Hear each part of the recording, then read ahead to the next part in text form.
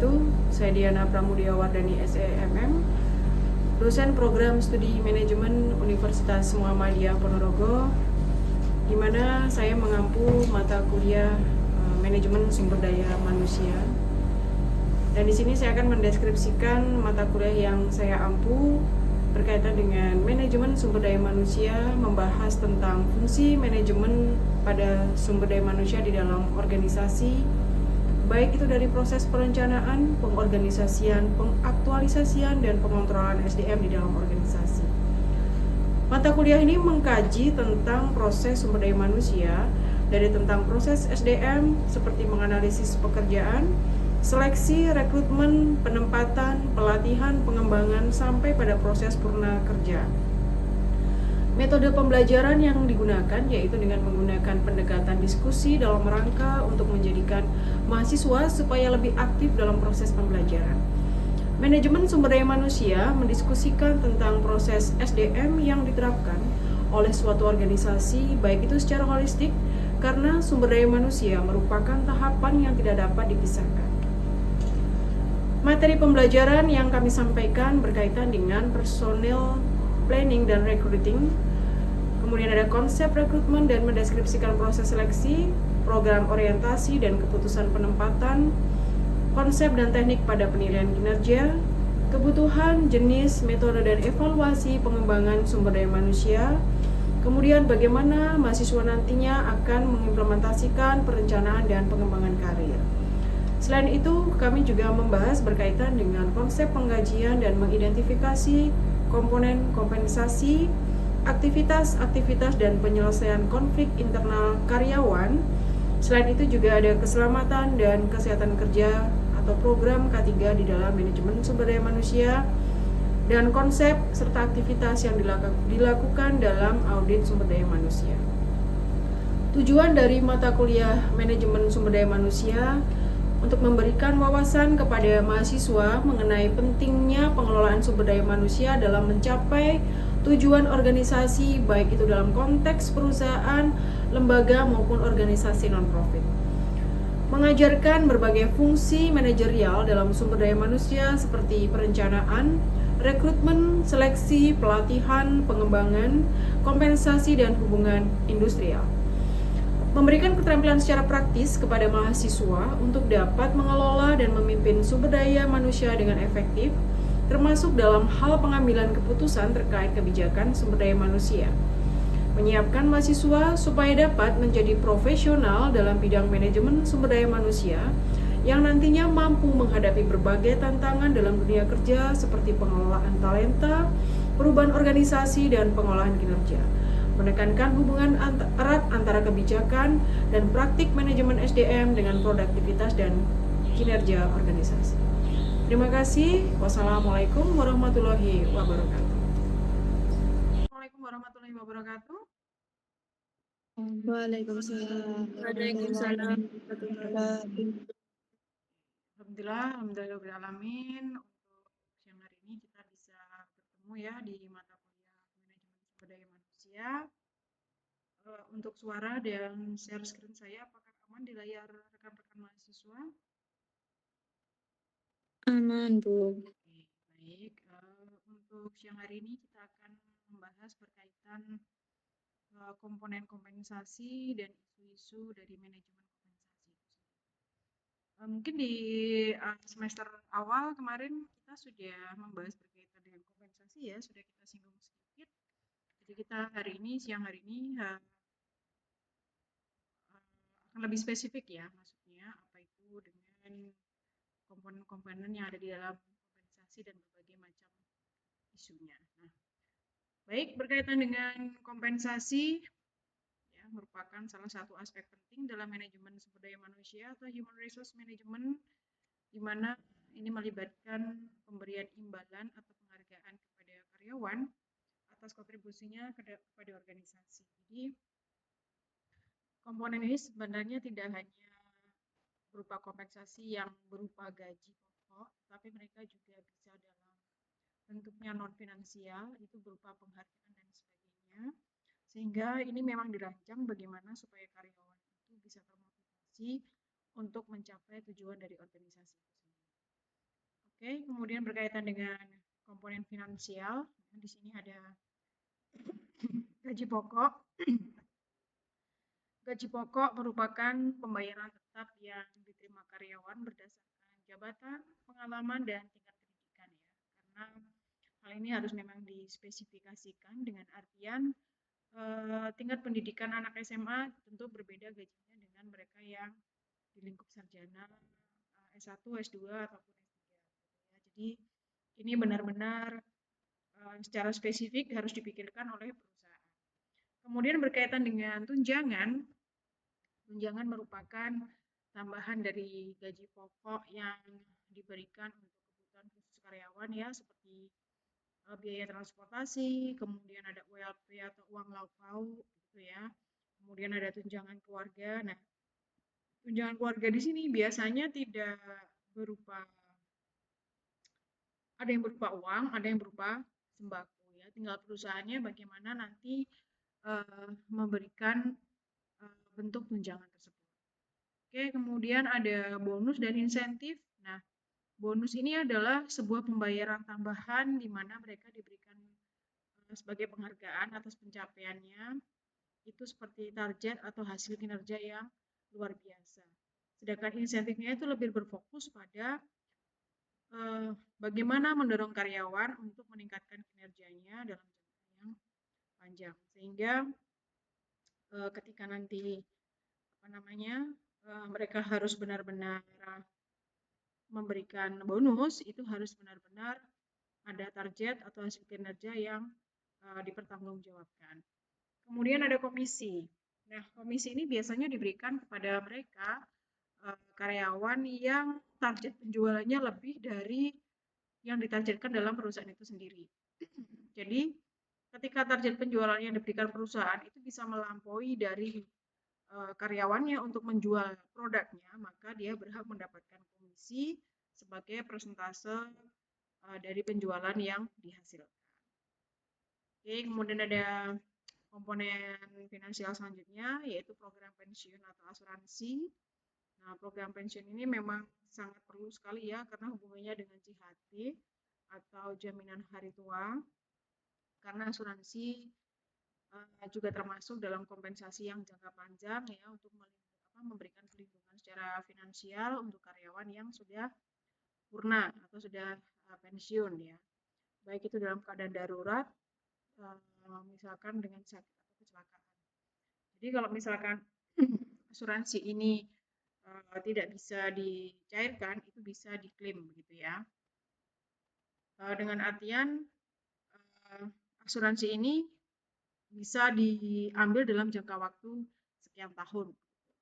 Sedangkan program pensiun atau jaminan hari tua itu biasanya ada beberapa perusahaan yang memberikan pesangon ya, pesangon, dan itu nanti besarannya sesuai dengan masa kerja yang mereka lakukan.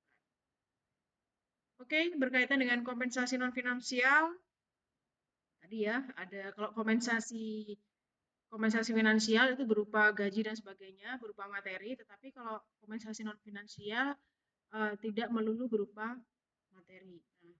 Nah, salah satunya adalah pengakuan atau appreciate. Nah, pengakuan di sini atas pekerjaan yang dilakukan dengan baik ya, baik itu dalam bentuk lisan maupun penghargaan secara formal, ataupun dalam bentuk kompensasi non finansial yang itu dapat meningkatkan motivasi dan kepuasan kerja dari karyawan itu sendiri.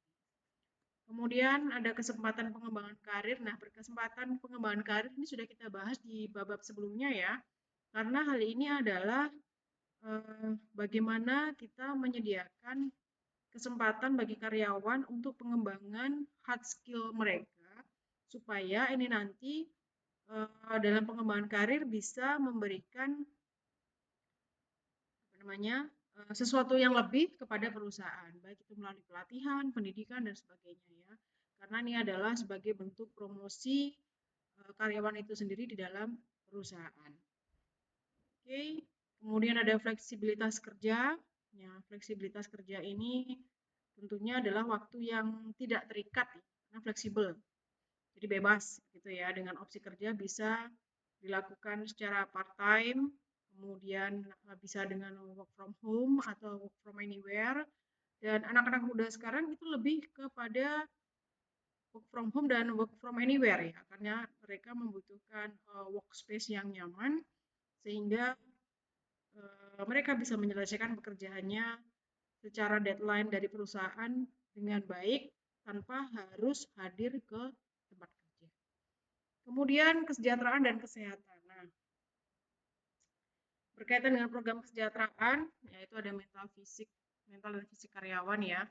Memang di beberapa perusahaan-perusahaan besar itu selalu menyediakan tempat olahraga ya ketika mereka sudah lelah untuk bekerja atau mungkin sudah waktunya selesai bekerja mulai jam 8 pagi hingga jam 4 sore. Tetapi di situ dia tidak langsung pulang, dia lebih memanfaatkan fasilitas olahraga yang disediakan di perusahaan tersebut. Atau ada beberapa perusahaan yang memanfaatkan rooftop-nya dengan baik. Jadi mereka bisa membuat coffee shop di rooftop ya. Membuat itu mereka lebih nyaman untuk bisa menyelesaikan pekerjaannya dengan baik. Ada pula beberapa perusahaan yang memiliki klinik psikologi ya. Jadi ketika mereka merasa sudah lelah, jenuh, mungkin butuh teman untuk berbicara ya, dia datanglah ke bagian psikologi untuk menyampaikan segala kebosanan aktivitasnya dan sebagainya, sehingga itu nanti bisa memberikan informasi-informasi yang akhirnya bisa membuat karyawan termotivasi kembali. Jadi seperti nanti juga ada kebijakan sakit atau cuti bagaimana dan seharusnya diatur perusahaan, itu juga harus di suatu bentuk non finansial dari perusahaan itu sendiri. Oke, kemudian ada keadilan dan kesejahteraan. Nah, salah satu isu terbesar dalam manajemen ada keadilan dan kesejahteraan. Di sini adalah sifatnya harus transparan ya. Ketidakadilan dalam pembayaran itu dapat menyebabkan namanya ketidakpuasan. Kemudian menurunkan motivasi karyawan. Kemudian memicu perasaan seperti tidak dihargai. Ya. Karena organisasi perlu untuk memastikan bahwa gaji dan tunjangan yang diberikan itu harus sesuai dengan tingkat pekerjaan bahkan kontribusi dari masing-masing individu. Kemudian kompensasi yang kompetitif itu harus menarik dan mempertahankan talenta terbaik. Perusahaan perlu menawarkan kompensasi yang kompetitif dibandingkan dengan perusahaan lain di industri yang sama. Ya, jadi mendapatkan talenta terbaik dengan mempertahankan itu lebih sulit mempertahankan ya. Maka perusahaan itu harus berani memfasilitasi mereka karyawan yang bertalenta di dalam bidangnya untuk memberikan kesempatan pengembangan karir atau pengembangan diri supaya ini nanti bisa membawa sesuatu yang lebih baik kepada perusahaan dalam jangka yang panjang. Karena dalam kegagalan itu dapat menyebabkan kehilangan karyawan ya, apalagi itu adalah karyawan yang berkualitas tentunya, sehingga mereka akan mengalami kesulitan untuk merekrut talenta-talenta yang baru. Oke, kemudian ada penyusunan struktur kompensasi. Nah, menentukan struktur kompensasi yang tepat itu juga memerlukan analisis yang mendalam terhadap berbagai faktor ya, termasuk peran dan tanggung jawabnya, pekerjaan, keterampilan yang dibutuhkan. Kemudian pengaruh-pengaruh perubahan ekonomi dan regulasi. Nah, perubahan ekonomi saat ini dan regulasi ketenaga kerjaan itu banyak sekali ya. Seperti kebijakan upah minimum, kemudian tarif-tarif pajak yang semakin menaik gitu ya. Kemudian beberapa hal yang harus diadaptasikan dengan perubahan-perubahan pemerintah yang sering berubah-ubah. Sehingga ini menyebabkan organisasi atau perusahaan harus mampu beradaptasi penuh dengan perubahan untuk bagaimana kita harus mematuhi hukum dan mempertahankan daya saing mereka di perusahaan nasional maupun di perusahaan secara global. Kemudian kompensasi yang berdasarkan kinerja. Nah, kompensasi yang berbasis kinerja itu benar-benar memiliki potensi bagaimana mereka harus meningkatkan motivasi dan produktivitas. Akan tetapi dengan membawa tantangan dalam mengukur kinerja secara objektif dan adil, itu juga harus membuat namanya sistem evaluasi, ya, supaya yang buruk atau bias dalam penilaian kinerja itu dapat terarah, sehingga nanti tidak akan muncul yang namanya tidak kepuasan atau ketidakadilan.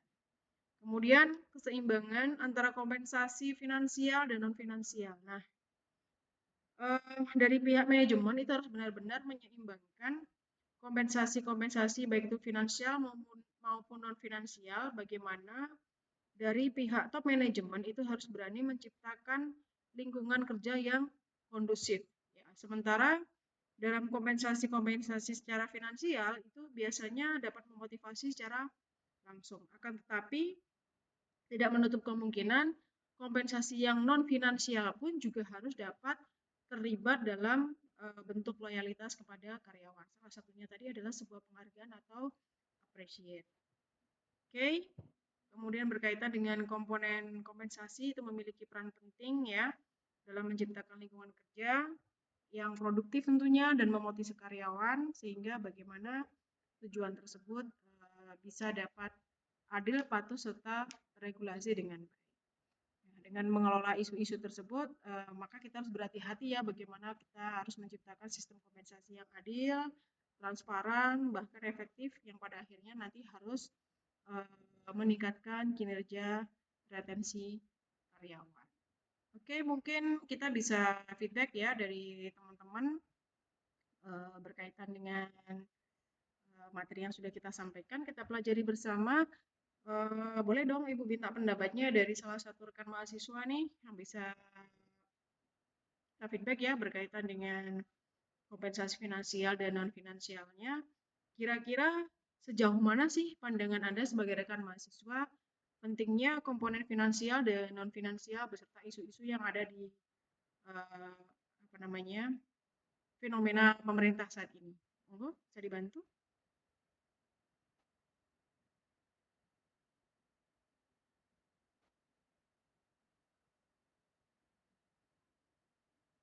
Silakan bisa di-unmute dulu.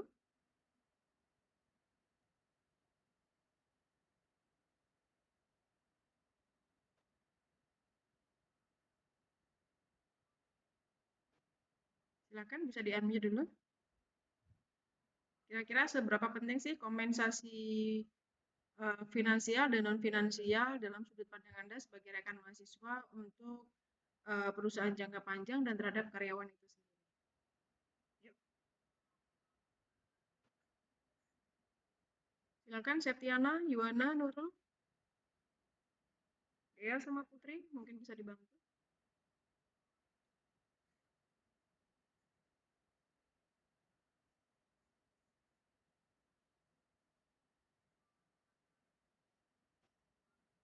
Oke, silakan Septiana bisa di-unmute dulu.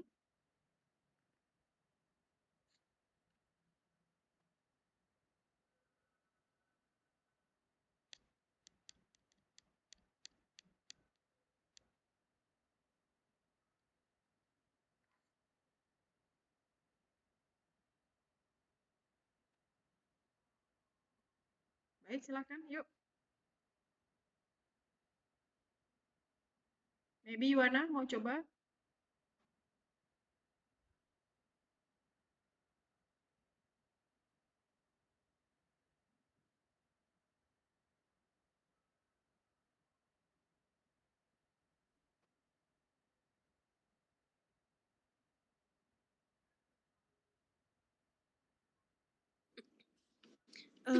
Kalau menurut saya itu dalam era saat ini kompensasi finansial dan non finansial itu memiliki peran yang sama pentingnya dalam menarik, memotivasi dan mempertahankan karyawan, Bu. Nah, kompensasi finansial seperti gaji pokok, bonus dan tunjangan itu masih menjadi pondasi utama karena kebutuhan hidup yang terus meningkat dan tuntutan ekonomi yang semakin kompleks. Namun tren menunjukkan bahwa karyawan terutama dari generasi milenial dan generasi Z saat ini itu tidak lagi hanya mengejar imbalan finansial semata. Nah, mereka semakin menghargai kompensasi non finansial yang mencakup fleksibilitas kerja, lingkungan kerja yang positif, penghargaan atas kontribusi serta peluang untuk mengembangkan diri. Gitu. Oke, thank you. Mungkin dari teman yang lain mau menambahkan, Yuwana, maybe bisa dibantu? Atau Dea? Silakan, boleh.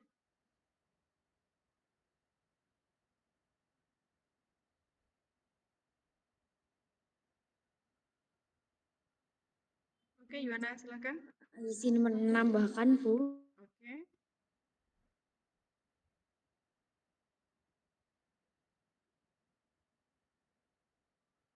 Maaf, bisa di-unmute dulu? Oh iya.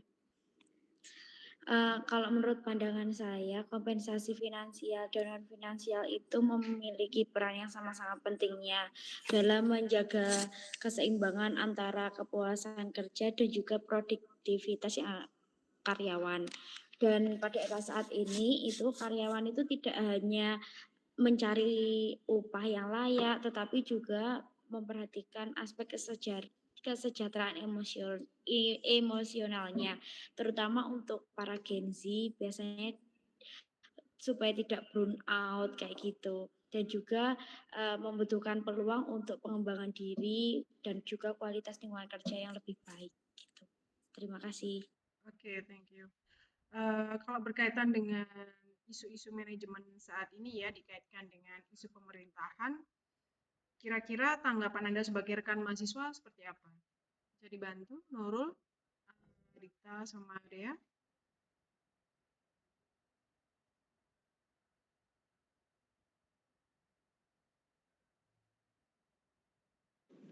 Mohon maaf, bisa diulangi terkait pertanyaan tadi, isu-isu terkait apa? Isu-isu terkait dengan manajemen kompensasi dengan isu-isu pemerintah saat ini secara fenomena secara global ya, atau nasional, jadi yang sifatnya adalah universal. Kira-kira seperti apa?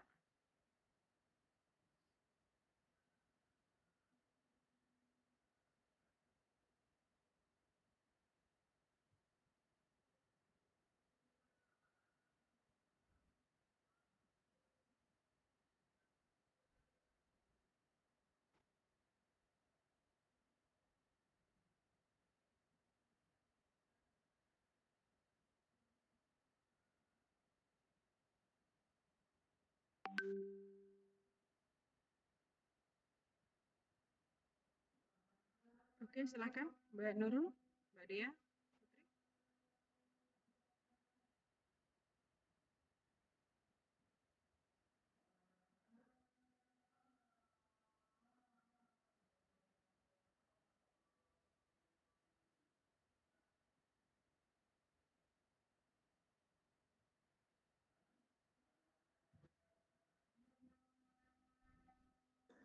Izin menjawab, Bu. Oke, boleh, boleh.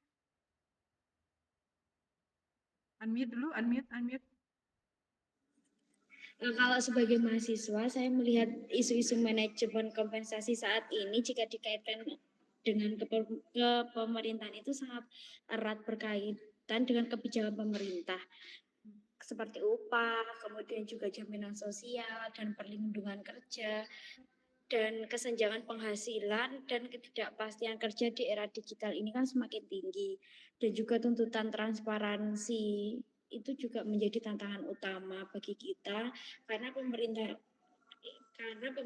kan mendorong sistem pengupahan yang adil dan adaptif. Oke. Baik, terima kasih. Mungkin dulu ya, cukup ya untuk pembahasan kita siang hari ini berkaitan dengan mata kuliah manajemen sumber daya manusia yang membahas berkaitan dengan komponen kompensasi beserta isu-isu manajemen dan komponen kompensasi. Terima kasih untuk ide dan gagasan dari rekan-rekan mahasiswa. Mudah-mudahan untuk perkuliahan kita hari ini bisa dilanjutkan untuk materi berikutnya di minggu depan. Dan terima kasih atas kehadirannya, Ibu Appreciate. Mudah-mudahan ini semua menjadi ilmu yang bermanfaat untuk kita semua. Terima kasih. Assalamualaikum warahmatullahi wabarakatuh. Waalaikumsalam warahmatullahi wabarakatuh.